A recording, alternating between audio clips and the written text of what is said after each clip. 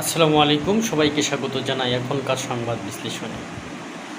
বিভিন্ন জায়গায় মাথা চাড়া দিয়ে উঠছে আওয়ামী লীগ। তারা দেখতে পাচ্ছি যে আমরা ছোট ছোট মিছিল থেকে বের হয়ে এখন বড় আকারে ধারণ করছে তাদের মিছিল। আবার কি লগি বৈঠার আন্দোলন হবে, আবার কি 2006-07 মতন পরিবেশ তৈরি হবে বাংলাদেশে, যে পরিবেশ তৈরি করতে চাচ্ছে আওয়ামী লীগ। তারা মনে করছে যে 2008-এর মতো আবার একটা পরিবেশ তৈরি করতে পারলে যদি সত্যিকারের অর্থে নির্বাচনে তারা বিভিন্ন কায়দা কৌশলে অংশগ্রহণ করতে পারে, তাহলে বিএনপি জামাতকে হটিয়ে আবারও ক্ষমতায় আসতে পারবে। সহজে ক্ষমতায় আসা না গেলে বড় ধরনের আন্দোলন করবে।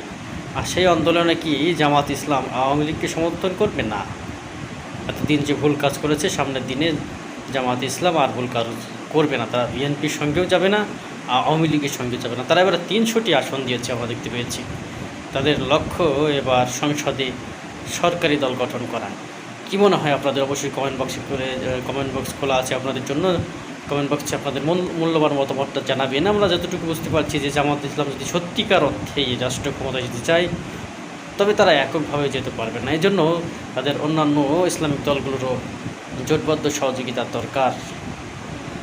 কারণ শক্তিশালী একটি জোট তৈরি না হলে বিএনপির সঙ্গে তাদের পেয়ে ওঠা মুশকিল হবে। বিএনপি নির্বাচনের সময় আরও ভয়ঙ্কর হয়ে যাবে, তখন তাদের তা কন্ট্রোল করা সত্যিই অসম্ভব হয়ে দাঁড়াবে। তাহলে কী হতে যাচ্ছে সামনে? আওয়ামী লীগ ফিরছে, শেখ হাসিনা ফিরছে। খুব শীঘ্রই বিচারিক প্রক্রিয়া হোক বা না হোক, আবারও রাজনীতিতে একটা তালমাতাল অবস্থা তৈরি হবে। ফেব্রুয়ারিতে হবে না নির্বাচন।